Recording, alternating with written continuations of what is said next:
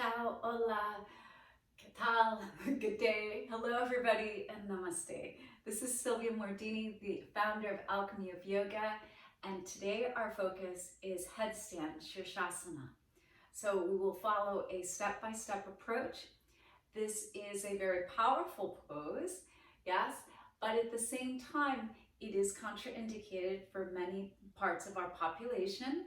So make sure that this is safe for you today to attempt to practice, and only go as far as is available today. Yoga is a practice of millimeters, and it takes a very long time the more complex the pose, like a headstand. So please be in no hurry whatsoever and honor the process. The goal in yoga is the process. It's not trying to get to some final expression of a pose. The benefits are all there in the gentle, loving attempts. So this is an inversion. Let's get started. An inversion, our head is lower than our heart. So here, let's do a predecessor and a preparation to Shirshasana. Number one, where would the weight go in our head? Well, it would be at the very top. So do this. Bring your fingers together, 4 fingers, put them at the bridge of your nose, and then bring the other 4 fingers right after those 4 fingers. Now move the first hand and put like a little dot. That's where the top of your head is, okay? So 4 fingers, 4 fingers, and after that, the dot. That little pressure point is right there, and that's where we will be, okay? Not at the scalp line. One of the most dangerous things that people do is they try to balance on their forehead or right where the hair meets the forehead. That is not. That's going to create a crease in our neck, and that's not healthy. We want to keep the neck a nice open channel, right? So the spine is super straight. So keep that in mind. And then how much weight is in our head in a weight-bearing headstand? 5%. 5%, no more than 10% of your weight.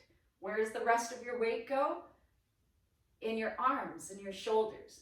So make sure that that is really clear, that you're not dumping the weight 100% into your head and your neck. It's not like that at all. It's very much in your arms, shoulders, okay? So now, for a population generally that's not used to putting the top of the head down, just bring yourself into a little table and then carefully bring the top of your head down and just rock it around a little bit. Try to find that little spot. Don't put all the weight there, and as soon as you feel like you're doing it, then lift. But massage the little marmanadis and energy centers. And then pause. And if you get dizzy, take your head down into child's pose. Don't mess around, don't hesitate. Okay? Or if you feel like, okay, that was plenty for me today, let it be plenty. That was an amazing effort just to feel the top of the head and bear some energy rolling around a little bit gently, okay? And work on that for however many weeks or months. Now, another option, curl your toes under and then reach back and hold the bottoms of your feet. Rabbit pose. We're going to curl our head in, and I'm going to push back with my feet and pull in with my hands. And as I bring the top of my head as close to my knees as I can, I'll lift my hips. And so I can lift my head off the ground anytime because I'm pulling back. I'm controlling the weight in the top of my head. So there's 5% weight right now. Lift your head, release your feet, undo your toes, and then just come down to child's pose for a moment. Big breath in, deep breath out.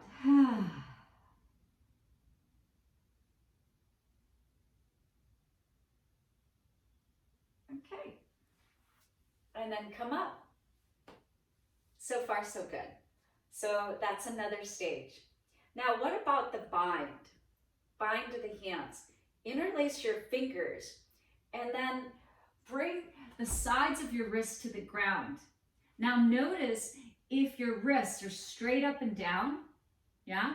And let's try this. Open your hands and just press the pinky side, knife edges of the hands down. This is where you can see that your wrists are straight up and down. Now just roll your wrists in, turn your thumbs towards the ground. That's what people tend to want to do. Or roll your wrists out. If you roll your wrists out, that's where we tend to roll over and somersault. Not as fun. So we're going to mitigate any falling. Yeah, I'm not a fan of falling out of these poses. So instead of in or out, we want to be straight. Now bring your palms together, interlace your fingers. There's one pinky that's stuck on the bottom. Tuck that guy in so that you're not trying to balance your weight on one pinky. And then your thumbs, uncross them. Just keep them nice and even. And then from here, we'll start to just bring our elbows down, and they are no wider than your shoulders. In your hands, just stay there. Just keep them like that.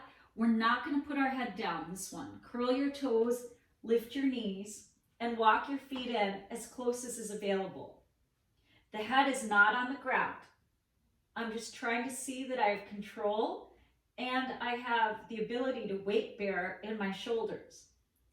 If we can't do this for 10 breaths minimally, yeah, then we shouldn't put any more weight down, right? We should build the strength first. Okay, it's more important to be strong than it is to be flexible. And so we want to make sure we have stability. So long holds, building strength.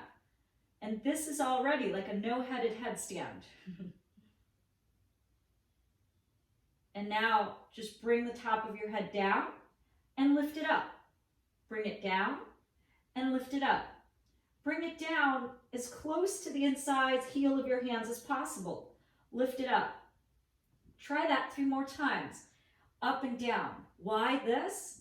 Because if you can't lift your head back up off the ground, that means that all the weight in your body is only going to be able to go down, since we do not yet have the awareness, or it might be strength, to press down and lift our head up off the ground. So make sure that if this is not possible, knees down, rest, undo your hands. If that's not possible, then we work there. Lift your head, come to all fours. This is a great way to build the strength and awareness of the back muscles. Strong belly, and just dip the heart down like a sewing machine needle. Press the ground away, protraction, and then soften. Up and down, up and down, up and down. This is not a cat-cow. We're just wrapping the spine with our back muscles. So the rectus spinae muscles are just wrapping around. The tips of the scapula are hugging in, and you feel your shoulder blades touch and move apart. Touch and move apart. And this is high repetitions, long drill. So if we are not yet available to do this movement, then we're going to just keep building strength, and we're going to keep building awareness. But this movement allows us to know that we have access to our back muscles. We can communicate with them to say, hey, please do this, please do that. And that's what we need so that we don't bear weight and collapse the vertebrae of the neck.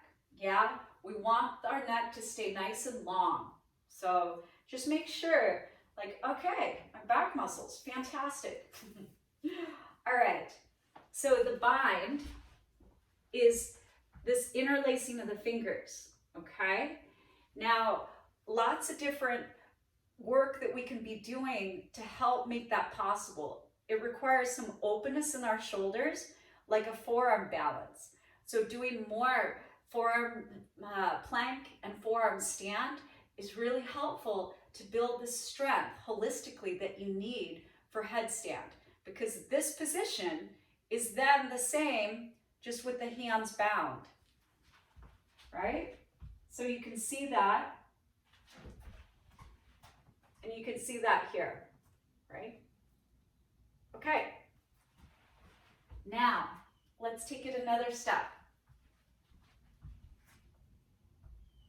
Bring your hands down, interlace your fingers, tuck your pinky in, make sure your wrists are nice and even and straight. And then from here, take the top of your head to the ground, lift it up, put it down. Do that just a couple times just to make sure, like, okay, is that okay? All right. And then from here, curl your toes, lift your knees off the ground. And see how it's going, right? This is a lot. You're pushing down in the ground, only 5% of the weight in your head. Or you can start to lift one leg and then lower that leg and then lift the other leg. And there's no jumping, but the lifted leg through the physics is lifting so much, the bottom leg may start to hover, right? With control, bottom foot comes down, top foot comes down. Take one knee down at a time, even your weight, push into your forearms, rest, child's pose. As you're in child's pose, just making sure that you feel like your blood pressure is doing okay, all right? Now this next variation, you could do with the wall, you could also do with the chair. So we'll do both, okay? So from here, we'll get close to the chair, and you have to kind of figure it out. But I do know that if I'm over here and I extend a leg out, I'm gonna barely be able to touch the chair. So we need to get way closer than that. I also know that if I'm like, my bum is touching the chair, that's probably gonna be a little too close. Now, what about here with your elbows and your knees? They're actually quite close together. It'll feel like a child's pose, super compact. And then soften your shoulders. Put the crown of your head into your hands. Lift your head again. All right, put it down, but know that you're in control. And then you could take one foot up on the chair and then the other, right? And then you could be here. You could bend one knee and just see what would it be like to have my knee above my hip. And then from there, the foot lifts up. Squeeze and back. Can I do that with the other leg? Knee above hip and the foot up. Internal rotation in our legs. Knee and back. Or we start to work at like bringing one knee in to like just hover a little bit with the knee in an egg shape. Or hover the other knee in to this little egg shape. Right? Just building awareness. What would this feel like? What would this feel like? 500 breaths in the egg shape before the knees go above the head. Then feet down, knees down, child's pose. Take a big breath in. Exhale. And then lift your head. Yeah? You're gonna find like they're superheating. Yes, the inversions are like that. They're meant to be that way. Okay, so then notice just like, how am I feeling right now? Now, you can do this same thing, and we're gonna get really, really close to the wall. Super, super close. Like butt touching the wall. I find my hands again really active. Heel of the hands together. And then I put my head down. I lift up and I take one foot up the wall and I notice like, oh, is this too high, too low? Take the other foot and you can see, is this too high? Does that look too high to you? Does this look too low? Where is it that my hips are even and my legs can get straight? And then one foot down, knees down, even, and then head lifts. And you can work there and stay there in this L shape with the wall. What I do not recommend ever is turning towards the wall, putting our hands here, putting our head down, and then kicking up. And from that kicking up, just landing the feet against the wall, because as soon as your feet touch the wall, we collapse into the vertebrae of our neck. And then it's dangerous, okay? So using the wall that way is not helpful. It really actually is increasing the possibility of hurting ourselves. But using the wall where we're just taking our feet up the wall and we're in control, right? But we're not like dumping into our head. It's just teaching us how to find like that little bit of a balance point and just that halfway point, yeah? Okay, so now let's turn again. And so egg shape, like tuck, like a nice little tuck, like this. This is gonna be the egg shape, which is basically the shape of child's pose as well. And we do 500 breaths here. So we set up, we bring our knees in, we lift our knees, lift your head, put it down, and then bring one knee in at a time.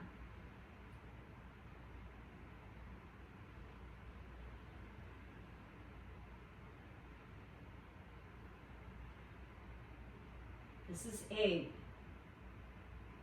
500 breaths.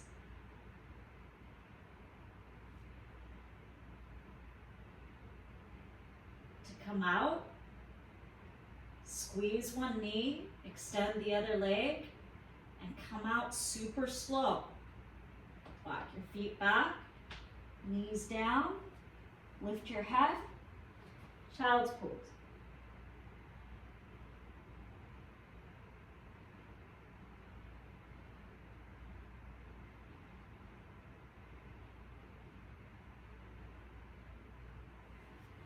And again, just check in. Notice how you're feeling, right? And then from there, the little egg shape, that's then where our knees go above our hips. And it's very controlled. So the egg, then the next step, and then once the knee is above the hip, shoop, then the foot just extends all the way up above the knee, right? If you are in a hurry to come up and you end up at a diagonal, it may not hurt in the moment the next day or week or weeks, then it might hurt, okay? So we want to be really careful not to go too far, too fast. The other thing is that when you come up, it may seem like we end up straight, we do, but in order to come up, you're literally taking your hips back a little bit more to then come up and straighten, all right? So if you just stay straight, then your feet won't come up. You have to lean this way to then, in physics, start to come up. Now, you're using your core, so any exercises that are really exercising your core are going to help dramatically, right? So I'll show you now the pike.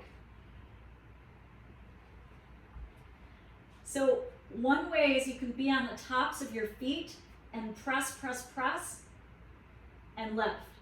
And you could stay here at the halfway point, right? No need to go all the way up. This is amazing. Over time, then you can move your legs in any way, shape, or form you want. They can just be like, woo, yeah? But halfway, just like we did with the wall, that's incredible. And you could come up and down, and that's really great and core centric, and it teaches you how to control the landing, right? So literally leaning this way, lifting up,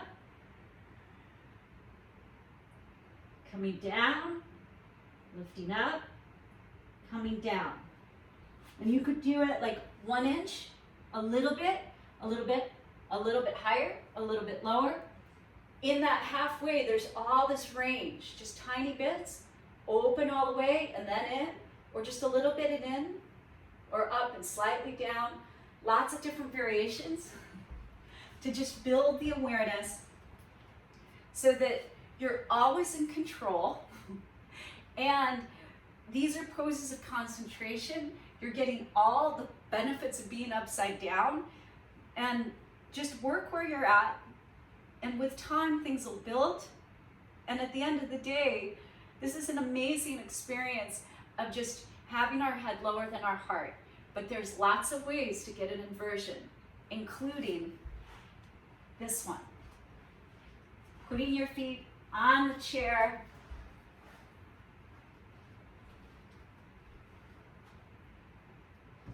And you're getting the same benefits as headstand. So here's this, and this could be plenty. Right? So keep it in mind, and just really just think about why you're wanting a particular benefit.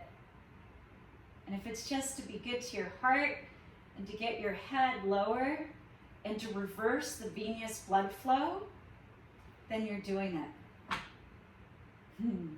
Have a beautiful day, everybody. And may these poses bring you a new and fresh perspective. Peace out.